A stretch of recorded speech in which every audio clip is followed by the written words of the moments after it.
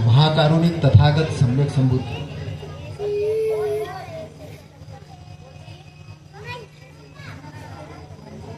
सर्वप्रथम महाकारुणिक तथागत सम्यक संबुद्ध, इनको मेरा त्रिवार नमन है, वंदन है। उसके पश्चात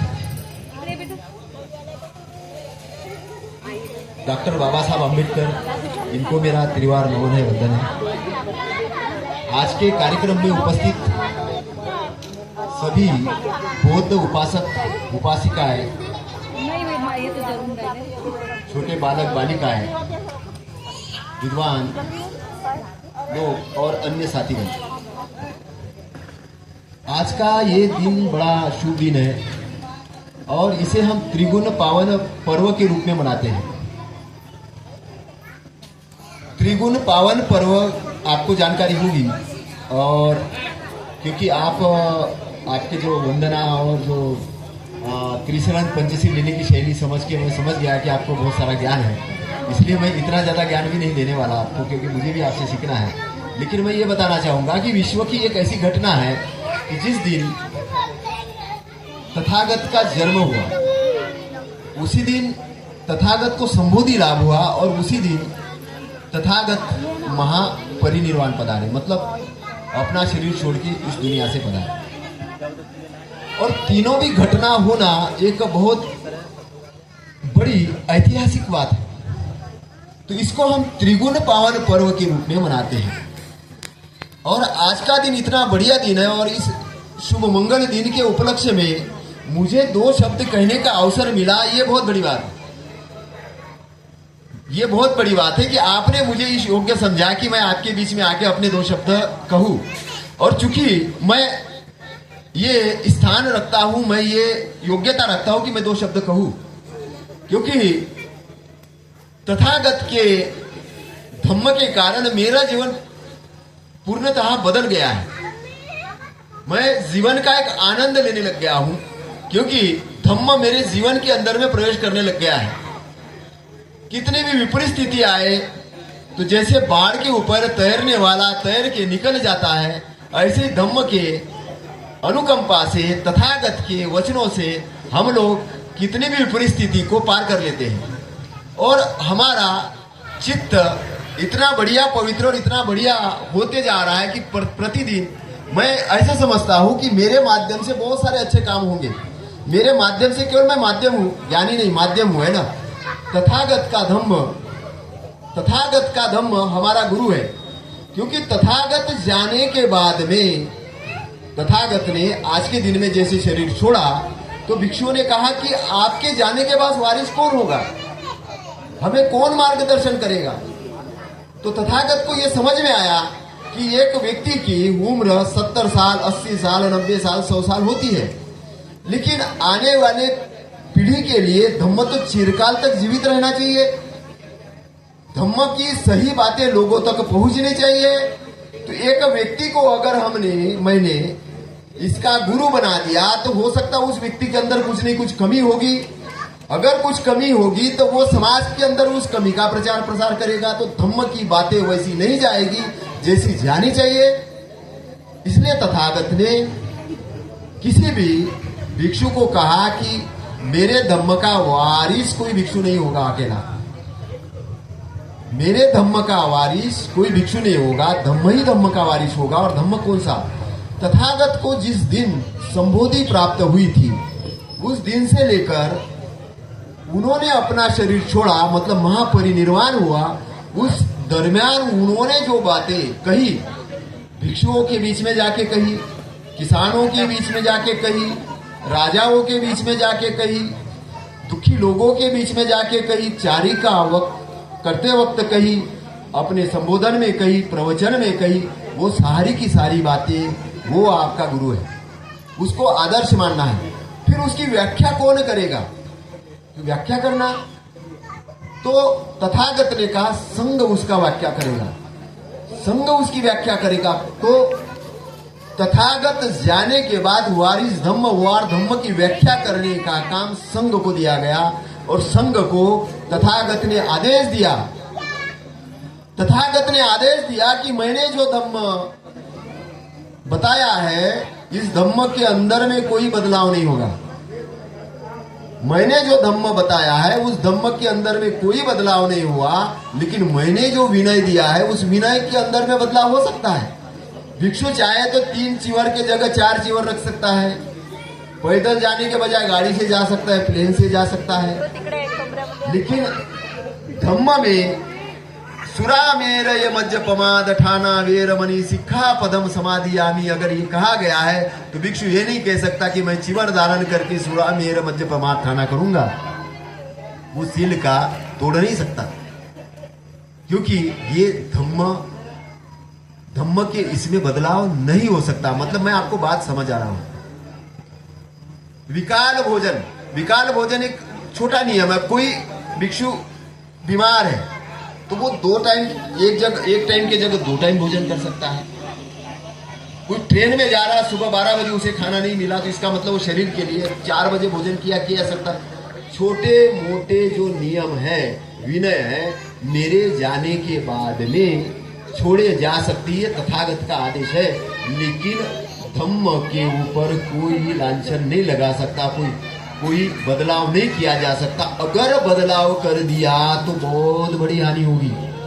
तथागत ने फिर भिक्षुओं को कहा कि अगर तुमने बदलाव करने की कोशिश की तो बहुत बड़ी हानि होगी। और तथागत जाने के बाद यही हुआ। तथागत जाने के बाद वही हुआ। संघ ने अपना दायित्व ढंग से नहीं निभाया, इसलिए हिनयान बना, महायान बना, वज्रयान बना, तंत्रयान बना, यानों के यान बनते रह गए। लोगों ने बोला तथागत ने ये कहा, किसी ने कहा ये कहा, भिक्षु आपस में झगड़ बैठे और उसी यानों में से एक यान हिंदू धर्म भी बन गया। उसी में से बना, वो भी आए, वो भी थे। उन्होंने कहा कि हम भी, और फिर बाद में उन्होंने पलटी मारी कि हम बड़े हैं सबसे, ये भी एक अंग है हमारा। तथागत को मालूम था वर्ण व्यवस्था, जाति व्यवस्था स्थापित होने का मूल कारण क्या है इस देश के अंदर में। मूल कारण हमारे भिक्षुओं का निठल्लेपना होना है, संघ को बराबर जानकारी नहीं होना है। इसलिए तथागत ने कहा धम्म ही मेरा वारिस होगा। इसलिए आज मेरे बात करने का मतलब क्या है? मेरे बात करने का मतलब यही है कि आपको प्रशिक्षण स्थल स्थापित करने होंगे, भिक्षु सेंटर स्थापित करने होंगे जहां भिक्षुओं को प्रशिक्षण दिया जा सके। ऐसा नहीं कि कोई भी भिक्षु आ गया अचानक रिटायर हो गया, भाई कोई काम नहीं है, कोई काम नहीं है, बहू भोजन नहीं दे रही है, बहू भोजन नहीं दे रही, बच्चे ने घर से बाहर निकाल दिया तो चिवर ले लो, चिवर ले लो। ढंग से वंदना भी नहीं आती है, बोलना भी नहीं आता है, कुछ समझ में नहीं आता, लेकिन चिवर ले लो। हम चिवर समझ के हम पूजा करने में लग गए। तो अब भिक्षु को ही कुछ नहीं मालूम तो उपासक को क्या जानकारी देगा? ऐसा समाज के अंदर में बड़े पैमाने पे हो रहा है। समाज के अंदर में बहुत बड़े पैमाने पे हो रहा है। आज आपने अष्टशील ग्रहण किया, हमारी कुछ माता बहनों ने अष्टशील ग्रहण किया। अष्टशील का मतलब क्या है? 4 उपोषित दिन, पूर्णिमा, अमावस्या, पूर्णिमा, अमावस्या और 2 अष्टमी, 4 बार उपोषित व्रत लेने होते हैं। उपोषित व्रत लेने के पीछे क्या बेसिक है? भिक्षु जिस प्रकार से अपना जीवन जीता है वो जीवन हमें एक दिन जीना है, सप्ताह में। वो जीवन हमें एक दिन जीना है।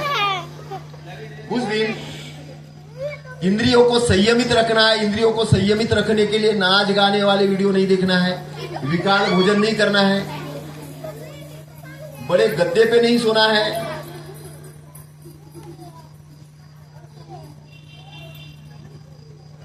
पवित्रता रखनी है, कोई शरीर को सजावट नहीं करनी है। ये सारी चीजें तथागत ने बताई। अष्टशील का पालन करना है, धम्म के गाथाओं का वाचन करना है, अष्टांगिक मार्गों को समझना है, सारी ध्यान भावना करनी है। ये सारी चीजें जब आप करते हो तो क्या होता है कि आपको आंतरिक शांति मिलती है, आपका चित्त शुद्ध होता है, आपका मन प्रफुल्लित होता है, आपके शरीर के अंदर में जो कुछ रोग है वो रोग बाहर निकलते हैं और आपको जो परम आनंद के दर्शन होते हैं। आप भी सोचते हो कि अरे जीवन ऐसा है, इसका मतलब क्या है? नाच गाने में जो आप एंजॉय कर रहे थे उससे ज्यादा एंजॉय अष्टशील पालन करके होता है। तो तथागत का धम्म प्रैक्टिकल धम्म है, प्रैक्टिकल धम्म है। इस पानी का स्वाद क्या है, क्या मैं बता सकता हूं? वो पी के ही पता चलेगा। पानी का स्वाद बता नहीं सकते। मैं पूछूं पानी का स्वाद क्या है, बहन जी बताइए। तुम्ही सांगू शकता काय पाणीचा स्वाद काय म्हणून? नाही सांगू शका ना? हा, तहान अगर लागली तर असं वाटते का पाणी प्यायला पाहिजे, असं वाटते ना? तो हमें जब प्यास लगती है तो हम पानी पी के कर लेते। तो धम्म का मार्ग क्या है? इसलिए उपासक बनने का मतलब क्या होता है? उपासक बनने का मतलब होता है कि अष्टशील 4 महीने में 4 बार ग्रहण करना। जो लोग ग्रहण करेंगे उनको बड़ा लाभ होगा, जो लोग ग्रहण करेंगे उनको बड़ा लाभ होगा। और ये आप लोगों को करना चाहिए, आप लोगों को करना चाहिए। सप्ताह में एक दिन आप उपवास करेंगे तो आपका लिवर भी अच्छा काम करेगा, आपका ब्रेन भी अच्छा काम करेगा। आपको धम्म की इसमें आओगे तो आपका और वृद्धि होगी। तो तथागत ने जाने के बाद में अपना वारिस किसको बनाया? धम्म को बनाया।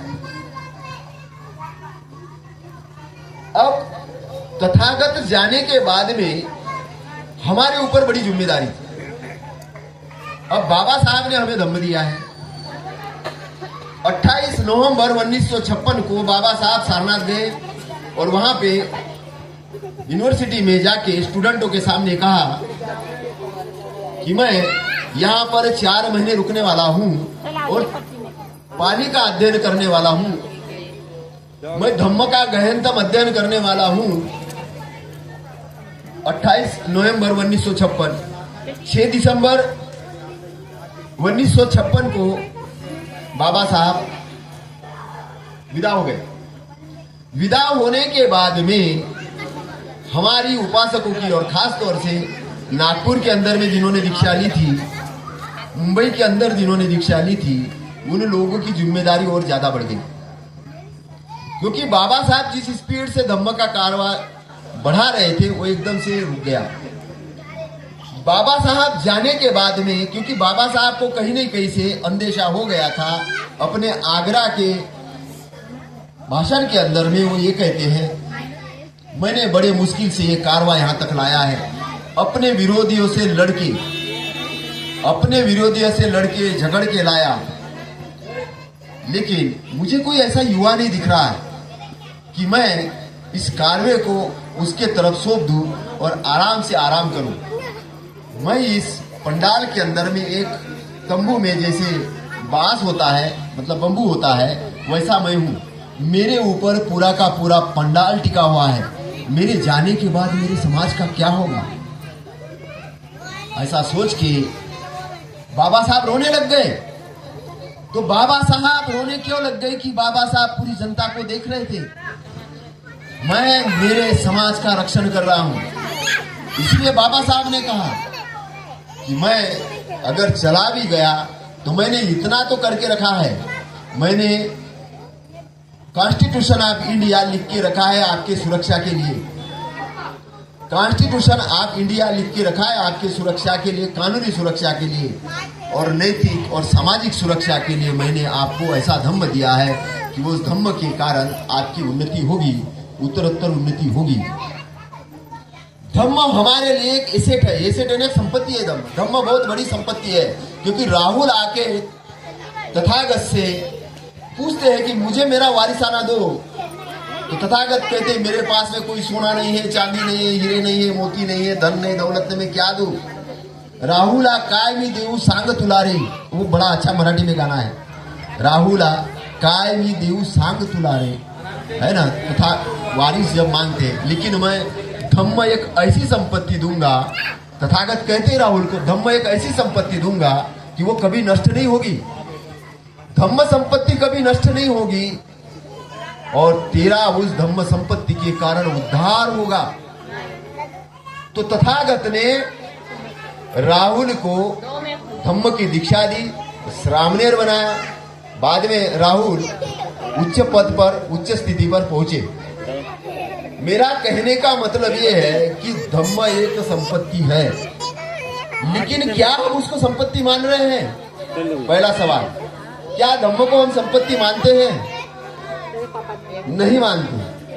बहुत कम लोग उसको संपत्ति मानते हैं।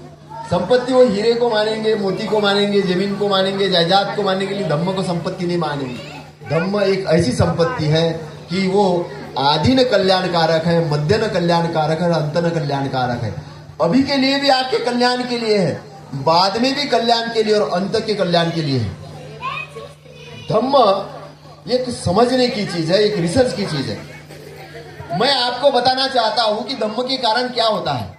थोड़ा सा आपको एग्जाम्पल देता हूं। एक लड़का मैकेनिक बनता है, एक लड़का मैकेनिक बनता है, गाड़ियां सुधारता है। गाड़ियां सुधारते सुधारते उसको ये लगता है कि मैं भी गाड़ी बनाना शुरू करूं। वो गाड़ी का इंजन देखता है, गाड़ी ये करना शुरू करता है। फिर तथागत की बिहार में जाता है, वहां से कुछ सीखता है, सिस्टम को सीखता है। उसको और लगता है कि मुझे जन कल्याण के लिए क्या करना चाहिए, हाँ भाई लोगों को जाने के लिए गाड़ी बनानी चाहिए। तो गाड़ी बनाता है, गाड़ी बना के कंपनी बनाता है, कंपनी बना के वो एक कारपोरेशन बनाता है और अरबपति खरबपति बन जाता है। वो मल्टी मिलियन डॉलर कंपनी बना देता है, उसमें से पैसा अपने परिवार को भी देता है, दान भी देता है। धम्म के कारण सिस्टम जनरेट होता है, ब्रेन जनरेट होता है। आप मिलियन ट्रिलियन डॉलर के व्यक्ति बन जाते हो, विश्व व्यापक व्यक्ति बन जाते हो। कौन कहता है कि धम्म त्याग की चीज है? हाँ, धम्म त्याग की चीज है। शराब को त्यागना है, बुराई को त्यागना है, द्वेष को त्यागना है, गलत चीजों को त्यागना है, लेकिन धम्म ग्रहण करने की चीज है, अच्छाई ग्रहण करने की चीज है। धम्म के रास्ते पर जाके आप उस शिखर पर पहुंच जाते हो कि जहां पर आपने सोचा नहीं होगा। जन्म मृत्यु के बंधन से मुक्त हुए व्यक्ति को अरहंत कहते हैं। जन्म मृत्यु के बंधन से मुक्त हुए व्यक्ति को अरहत कहते हैं। और तथागत क्या है? तथागत सम्यक संबुद्ध है। तथागत को जो बोधि प्राप्त हुई है, तथागत का जो प्रज्ञा का लेवल है वो बहुत ज्यादा है। तथागत का समाधि का लेवल है बहुत ज्यादा है। और तथागत ने निब्बान की एरिया का शोध किया है। मैंने अपनी 2010 के अंदर में निब्बान बुक लिखी, और निब्बान बुक लिखने के बाद मैंने टाइम का फार्मूला दिया। मैंने कहा टाइम के 3 ही काल नहीं है, 4 काल है। 4 काल की मैंने व्याख्या की और किताब में लिखा। कई उद्बोधन में कहा सस्री अकाल। अकाल मतलब जहां काल नहीं है। तो जहां वर्तमान काल, भूतकाल, भविष्य काल, ये 3 काल संसार के काल है, लेकिन जहां पे अकाल है, जहां पे काल नहीं, वो निब्बान का काल है। तो जितने भी अरहत है, सम्यक संबुद्ध है, बुद्ध है, वो अकाल के एरिया में रहते हैं। बात को समझ में आ रही? अकाल का परम आनंद के अंदर में कोई समय नहीं है। एक छोटा बच्चा जब अपने मम्मी के साथ एंजॉय करता है, उसको पता ही नहीं चलता 6 महीने कैसे निकल गए, 1 साल कैसे निकल गया, 5 साल कैसे निकल गया। पता चलता है क्या? नहीं चलता। खुश है वो। उसके लिए काल तो है, लेकिन वो काल नहीं है। वर्तमान काल और आसपास के काल में जीता है। लेकिन जो अरहत है वो काल से परे है। जहां काल है वहीं मृत्यु है। जहां काल है वहां मृत्यु है। आपका जीवन काल के अनुसार, काल इन्हें टाइम के अनुसार गिना जाता है। आपको पूछा जाता है आप कितने साल के हो, पूछते हैं ना लोग। आप बोलते हैं कि मैं 25 साल का हूं, 30 साल का हूं, 50 साल का हूं, ऐसा बोलते हैं ना। तो एक समय के बाद आपका शरीर का एक जीवन चक्र के अंदर में एक उम्र है। 60 साल के बाद, 70 साल के बाद, 80 साल के बाद, 90 साल के बाद, 100 साल के बाद व्यक्ति जाएगा, शरीर जाएगा। शरीर परमानेंट नहीं है। कितने लोग कहते हैं मेरा शरीर परमानेंट है,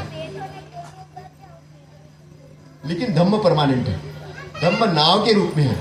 अगर धम्म के ऊपर आप सवार हो जाते हो तो आप इस भवसागर को पार करके उस अकाल वाले एरिया में जा सकते हो। वही मोक्ष है, वही मुक्ति है। ये कौवे को भोजन खिलाना मुक्ति नहीं है। ये बदमाश लोग हैं, ये जालसाज लोग हैं, ये चालाक लोग हैं जो कौवे को खाना खिला के बोलते तुम्हारे बाप की मैं मुक्ति करूंगा। ये लूटने वाले लोग हैं, लुटेरे हैं। मैं शंकराचार्य को भी ये कहा हूं कि आप बताओ कि आप अरहत हो क्या? आप अपने आप को ब्राह्मण कैसे कहते हो? मैं कहा और अभी भी ओपनली कह रहा हूं, आप बताओ अपने आप को ब्राह्मण कैसे कहते हो? मैं आपको बताता हूं कि हमारी इसमें भी ब्राह्मण है, तथागत की इसमें भी ब्राह्मण है, लेकिन वर्ण व्यवस्था वाला ब्राह्मण और तथागत के धम्म वाला ब्राह्मण दोनों में अंतर है। धम्म पद के अंदर में ब्राह्मण वर्ग को एक गाथा आती है, उस ब्राह्मण की व्याख्या तथागत कहते हैं। तथागत क्या कहते हैं कि दाढ़ी बढ़ाने से कोई ब्राह्मण नहीं होता है, कोई ब्राह्मणी माता के पेट से पैदा हुआ तो ब्राह्मण नहीं होता है। ब्राह्मण कौन होता है? जिसका राग, द्वेष और मोह समाप्त हो गया है, जो शुद्ध हो गया है, जो बुद्ध हो गया है, जो अरहत हो गया, वो ब्राह्मण है। ब्राह्मण इक्विवेलेंट टू अरहंत। इधर का ब्राह्मण क्या होता है? जन्म से ही ब्राह्मण होता है, जनेऊ पहनने से ब्राह्मण होता है, 4-5 वेदों की गाथा आगे वो ब्राह्मण होता है। बोले मैं जन्म से ही ब्राह्मण हूं। एक लड़का मुझे मिला, मैं बोले मैं ब्राह्मण हूं। मैंने कैसे हो? बोले मैं जन्म से ब्राह्मण हूं। मैंने कहा उसका क्या एविडेंस है आपके पास में? तो उसने अपना धागा निकाला, धागा दिया। मैंने कहा ये धागा मार्केट में मिलता है, ये कोई पैमाना नहीं है। मैंने कहा मैं अभी खरीद के दे देता हूँ आपको, ये पैमाना नहीं है। वो चिढ़ गया तो मैंने उससे ज्यादा वार्तालाप नहीं किया। लेकिन मैं आपको बताना चाह रहा हूँ, धागे दोरे बांधने से कोई ब्राह्मण नहीं होता, आचरण से ब्राह्मण होता है। तो जो ब्राह्मण ब्राह्मणी माता के पेट से होने के कारण ब्राह्मण नहीं होता। इसलिए तथागत के त्रिपिटक के अंदर में जो ब्राह्मण शब्द आता है अधिकतर वो गुणवाचक है, कभी कभी जातिवाचक भी आता है, क्योंकि ब्राह्मण खुद बोलते कि मैं जन्म से ब्राह्मण हूं, मैं श्रेष्ठ हूं। आज भारत के अंदर में लगभग यही चल रहा है। उन्होंने साकेत को हमारे ले लिया है, साकेत को ले लिया है, और कबीर कहते तेरा राम तुझ में है, मेरा राम मुझ में है, राम पीवत राम रस लागी कुमारी। और तथागत कहते धम्मरस, राम रस और धम्मरस एक ही है। कबीर कोई दशरथ के बेटे को राम नहीं मानते, कबीर का राम अलग राम है। बाबा साहब कबीर को भी अपना गुरु मानते थे, लेकिन आज साकेत हमारे हाथ से चला गया है। साकेत हमारे हाथ से चला गया, क्यों चला गया? क्योंकि हम शांततावादी लोग हैं। हम चाह रहे थे कि इस भारत से शांति स्थापित हो, कोई 6 दिसंबर के जैसे दंगे नहीं हो, इसलिए हमने त्याग किया। लेकिन अभी वो लोग चाहते हैं कि हम महाबोधि विहार उनको दे दें, वहां वो कर्मकांड कर रहे हैं, अब ये हम नहीं होने देंगे। महाबोधि विहार बौद्धों का है और ये बौद्ध लेके रहेंगे। वहां का बीटी एक्ट है वो चेंज होगा। और मैं यहां से निवेदन कर रहा हूं भिक्षु लोगों से, नेतागिरी करना बंद करो। आपने चिवर ग्रहण किया है, अपना घरदार छोड़ा है, पैसे कमाने के लिए नहीं किया, आपने सम्मान प्राप्त करने के लिए नहीं किया, आपने धम्म के लिए किया है। धम्म के मार्ग पर चलो और बुद्ध गया मुक्ति के लिए एकजुट होके काम करो। यहां पर 10वीं क्लास पढ़ने वाले कितने बच्चे, 10वीं क्लास में कितने बच्चे हैं? 10वीं क्लास वाले, 10वीं से ऊपर वाले बच्चे कितने हैं? 1 2 3 4 5 6, कितना 4-5 बच्चे हैं ना। तो जितने 10वीं क्लास वाले बच्चे हैं उनके लिए मैंने कुछ किताबें लाई है ना। ये 5 किताबें हैं। इसमें क्या है? डॉक्टर बाबा साहब अंबेडकर की संक्षिप्त जीवनी है ना, ये आपको पढ़ना है।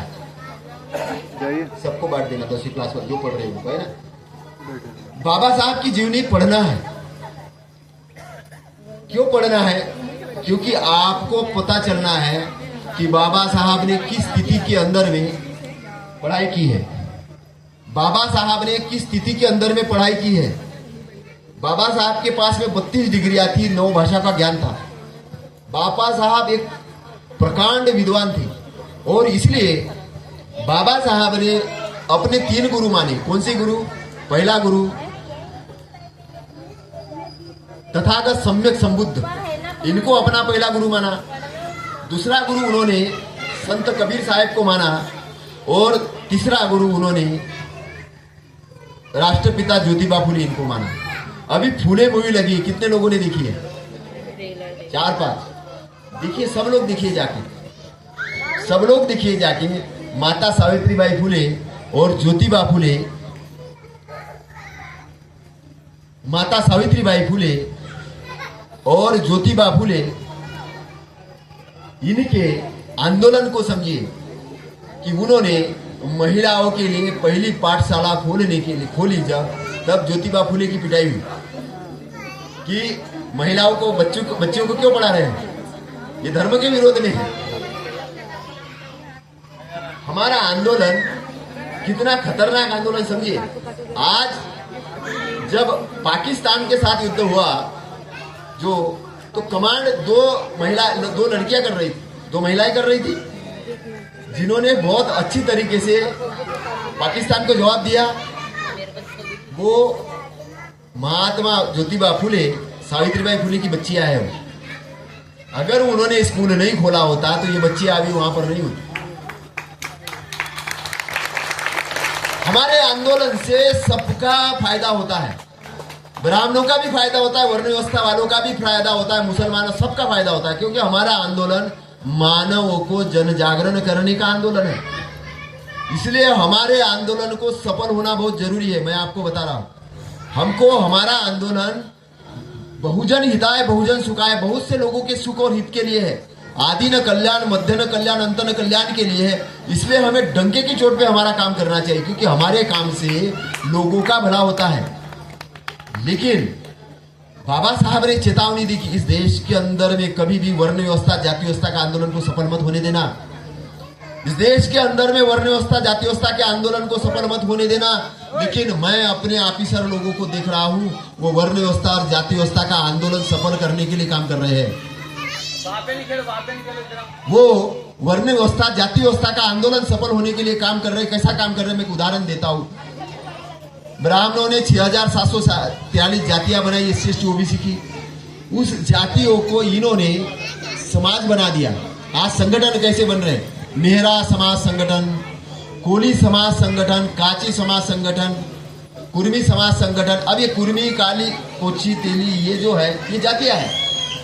और बाबा साहब ने क्या कहा, एनालिसिस ऑफ कास्ट, जाति भेद का उच्छेद।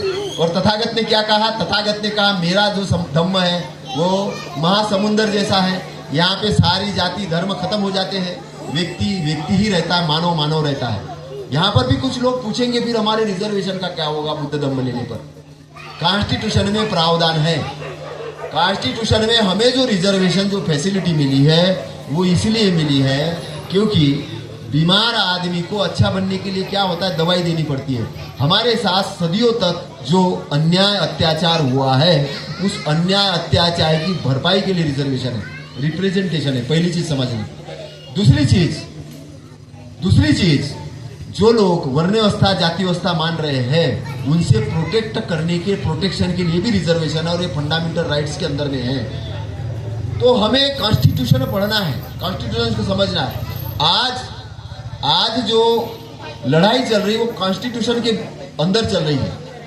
लोग कॉन्स्टिट्यूशन के विपरीत काम करने में विश्वास कर रहे हैं, कॉन्स्टिट्यूशन के विरोध में सभाएं लगा रहे हैं, और अपना धार्मिक कॉन्स्टिट्यूशन बना के कुंभ मेले में धार्मिक कॉन्स्टिट्यूशन लागू किया, बोले ये हमारा कॉन्स्टिट्यूशन धर्म के आधार पे। वो कॉन्स्टिट्यूशन में क्या होगा, महिलाओं को शिक्षा का अधिकार नहीं रहेगा, ये वो काम करेगा, वो काम वर्ण व्यवस्था जाति व्यवस्था स्थापित करने का कॉन्स्टिट्यूशन वो बनाना चाहते हैं। क्या हम ऐसा होने देंगे? नहीं होने देंगे। हम किसी भी कीमत पर नहीं होने देंगे। हम चिल्ला चिल्ला के बोलेंगे, मार्केट में जा के जन जागृति करेंगे, और हमारे कॉन्स्टिट्यूशन को हम जीवित रखेंगे। हमारे कॉन्स्टिट्यूशन को हम जीवित रखेंगे। इसलिए हमारे घर के अंदर में तथागत का कौन सा बुद्धा एंड इस धम्म ये ग्रंथ होना चाहिए, उसके साथ साथ में कॉन्स्टिट्यूशन का भी ग्रंथ होना चाहिए। और मैं यहाँ पर जितने लोग ग्रेजुएशन किया है, जिन लोगों ने, आप चाहे IAS ऑफिसर हो, कुछ भी हो, बड़े पद में हो, लेकिन आप लॉ जरूर करिए, आप LLB जरूर करवाइए, क्योंकि आने वाली जो हमारी लड़ाई है वो कानून की लड़ाई हो रही है, वो कानून की लड़ाई हो रही है। हमने भीमा कोरेगांव की लड़ाई लड़ी क्योंकि तब कॉन्स्टिट्यूशन नहीं था हमारे पास में। हमारे लोगों को झाड़ू और मटका बांध के घुमा रहे थे, तो हमारे 500 लोगों ने उनके 28,000 लोगों को हराया है ना। वो रणनीति है, वो इधर नहीं बताऊंगा मैं, लेकिन हराया। वहां से हमें आजादी मिली, और उस आजादी के कारण ज्योतिबा फुले पढ़ लिख पाए, रामजी बाबा पढ़ लिख पाए, और उसी के कारण माता सावित्री फुले पढ़ लिख पाई, बाबा साहब पढ़ लिख पाए, और इसलिए हम लोग इधर बैठे हुए हैं उस भीमा कोरेगांव के कारण। लेकिन आज हमें भीमा कोरेगांव करने की जरूरत नहीं है। बाबा साहब ने कहा कि हमें रक्त रंजित क्रांति की जरूरत नहीं है, क्योंकि मैंने एक कॉन्स्टिट्यूशन लिख के दिया है। कॉन्स्टिट्यूशन आपको फंडामेंटल राइट देता है, जीने का अधिकार देता है, भारत में कहीं भी भ्रमण करने का अधिकार देता है, आपको शिक्षा का अधिकार देता है, आपको कहीं पर भी पानी भरने का अधिकार देता है, आपको संगठन बनाने का अधिकार देता है, आपको व्यापार करने का अधिकार देता है, आपको विद्वत्ता हासिल करने का अधिकार देता है, आपको एक मानव मात्र के लिए जो भी चाहिए। और उसके लिए सुप्रीम कोर्ट और हाई कोर्ट, हाँ बिल्कुल, उसके लिए सुप्रीम कोर्ट और हाई कोर्ट लगा हुआ है। हम पत्रकार बन सकते हैं, हम राजनेता बन सकते हैं, हम प्रधानमंत्री बन सकते हैं, हम मुख्यमंत्री बन सकते हैं, हम व्यापारी बन सकते हैं, हम कुछ भी बन सकते हैं। और आने वाला समय, सबसे बड़ी खुशी की बात मैं आपको बताता हूं कि बड़ी बड़ी पोस्टों पे महिलाएं जाने वाली है, बच्चियां जाने वाली है। ये मैं इसलिए कह रहा हूं कि जिन लोगों को ज्यादा प्रताड़ना दी जाती है वो लोग ज्यादा जाने वाले। हमारे बच्चे बड़े बड़े लेवल पे जाने वाले, बड़े बड़े लेवल पे जाने वाले। बस अपने ब्रेन को बचा के रखना, अपने ब्रेन को उन कथा कहानीकार वाले लोगों से बचा के रखना जो आपके ब्रेन को दूषित करने के लिए आते हैं। आपके बीच में कथा कहानियां लेके आते हैं, आपके बीच में पुराण लेके आते हैं, गीता लेके आते हैं और मंगढ़ कहानियां लेके, सीरियल लेके आते हैं। उनसे बचा, अपने बच्चों को भी बचाना। धम्म के प्रवचन बार बार करते रहो, धम्म के अंदर में बहुत सारी सदगति मिलेगी और हमारा धम्म विश्वव्यापक है। इस धम्म को बढ़ाने का काम हम करेंगे। आप सबका मंगल हो, शुभ मंगल हो। इन्हीं मंगल कामनाओं के साथ नमो बुद्धाय, नमो धम्माय, नमो संघाय, साधु साधु साधु।